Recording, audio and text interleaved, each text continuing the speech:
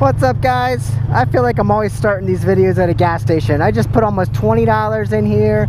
Ethanol free gas at $4.39 a gallon.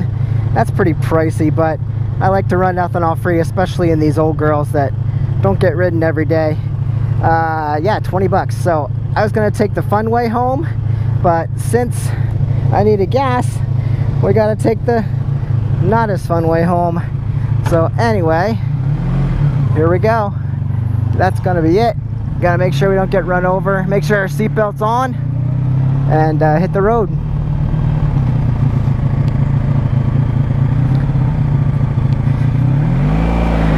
It's fun to be on the 84 Sabre again. It's been a little while, but today, yeah, I got on my bike, started up, she fired right up, no problem.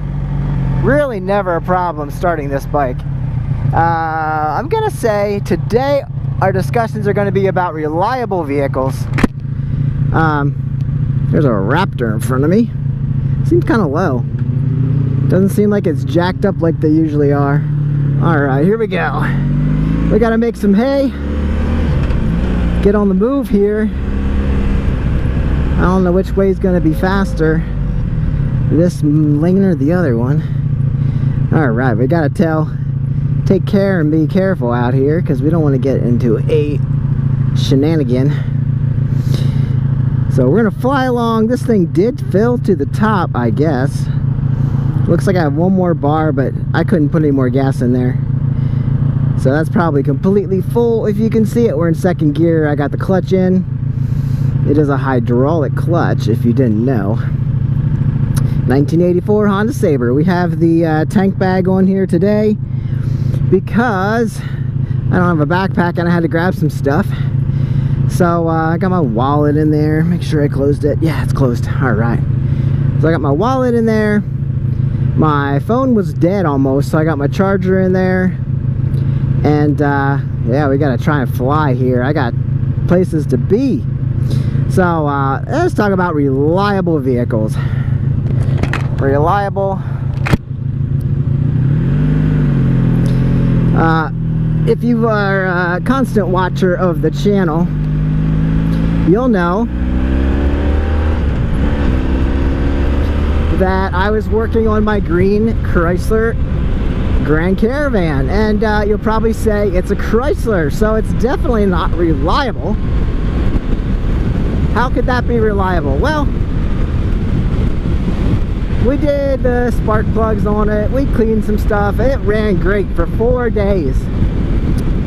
And it was running a code that the transmission bus was not responding. And I don't know what that means.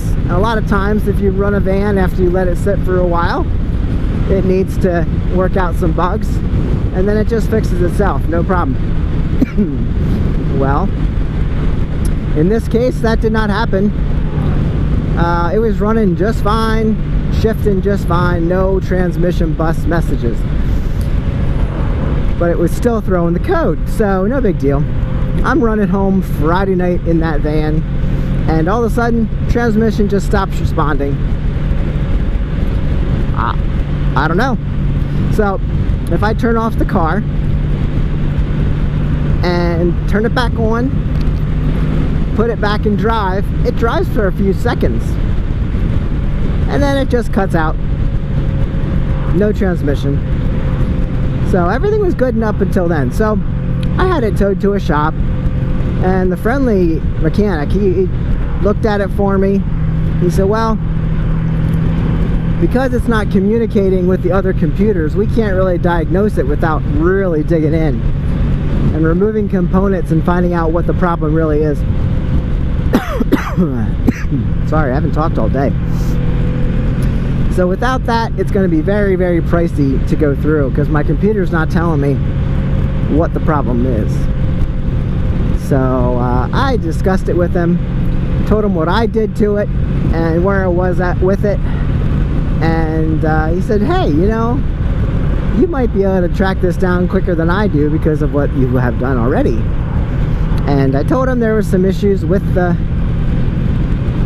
gauges, as we fixed before. He said, well, that could be throwing a code. that could be creating a problem too. So, long story short, he's wondering if the whole transmission issue is just a clogged filter or something. He did say there's a sound coming from the transmission, which probably isn't good. So even if we track down the issues with the electrical, we may still have a transmission issue, which, if you know Chryslers, that easily could be, and nobody wants to throw a couple grand at a van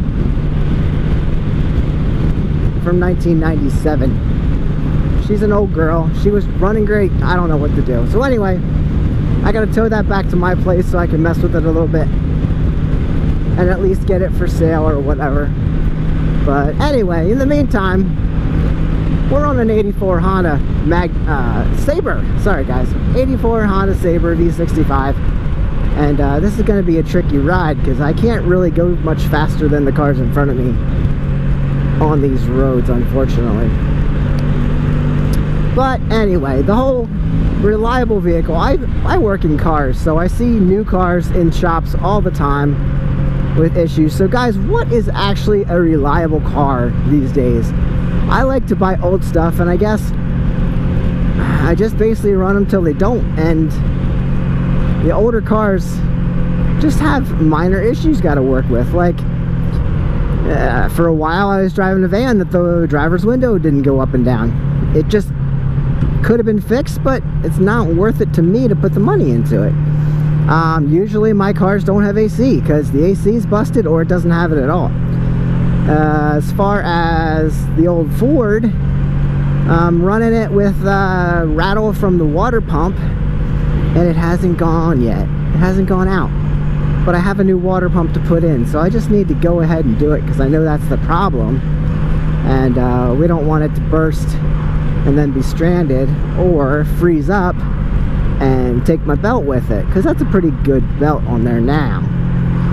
So stuff like that. Let me know guys what you guys typically do. Do you have a good car? And what happens when your good car becomes your not so good car? So I got to start thinking about what I want to do, because my green van was my daily. I also have a Maxima, which you guys probably miss on the channel. It hasn't been around in a while. The 99 Maxima, and it started making a noise from the alternator, and I thought maybe I shouldn't drive it. And that's probably more reliable at this point. I got to slap a new alternator in there and get her back on the road. I do need to put tires on that and do a front end alignment then. Otherwise, the Maxima is probably the best option for daily driver. She has a sunroof and she's fun to drive, and once she has tires and alignment and an alternator, I don't know, she should be good for a while. I did put spark plug wires in that. I don't remember if that has any codes on it at this time. Probably from sitting she has something she's throwing. I don't know. But here we are. As long as we have a good dependable bike. Now what's a good dependable bike to you guys?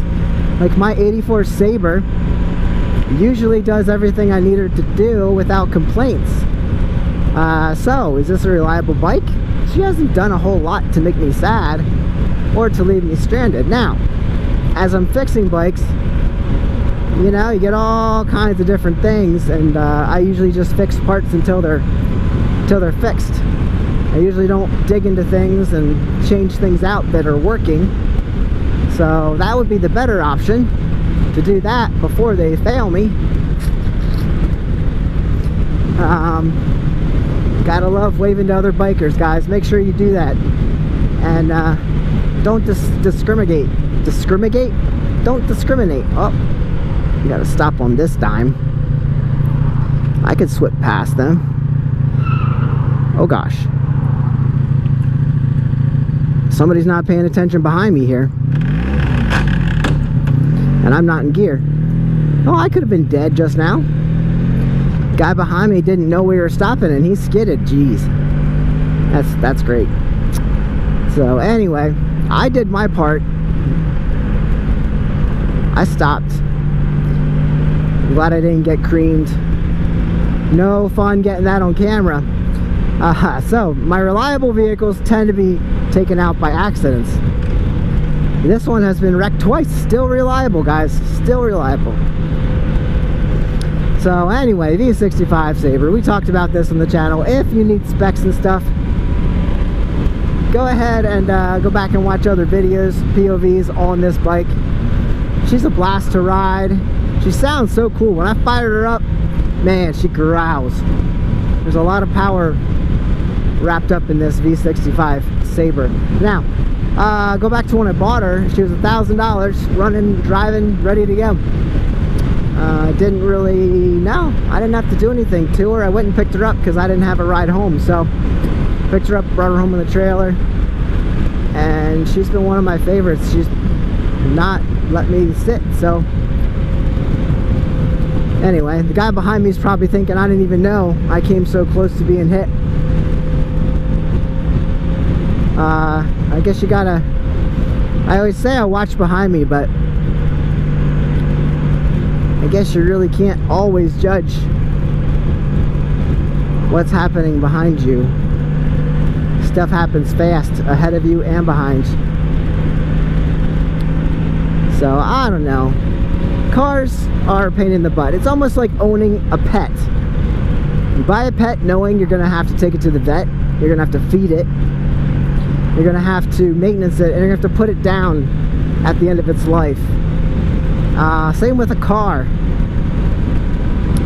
When you buy it, depending on how much you buy it for, you got the initial expense. If it's new, you might have payments. I recommend buying cars for cash, but that's not always in the budget for most people.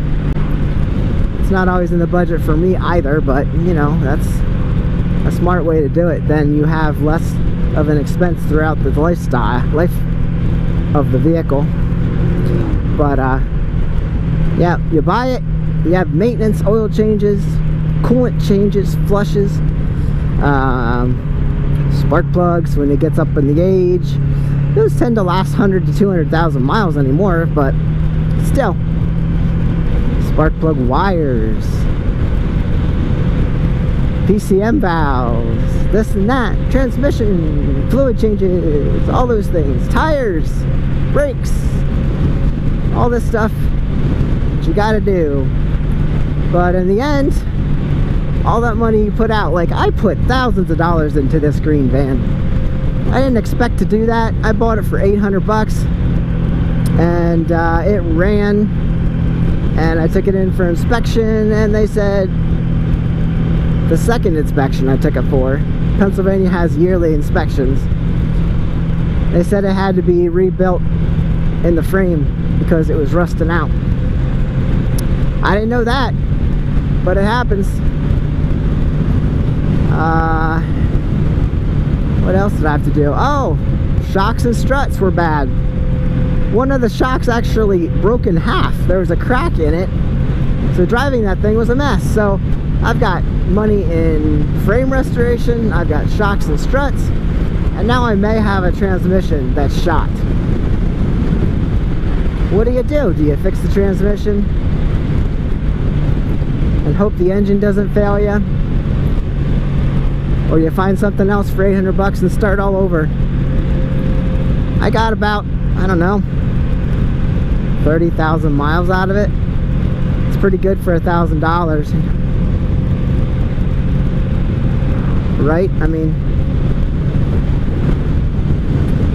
there's worse ways to spend your money.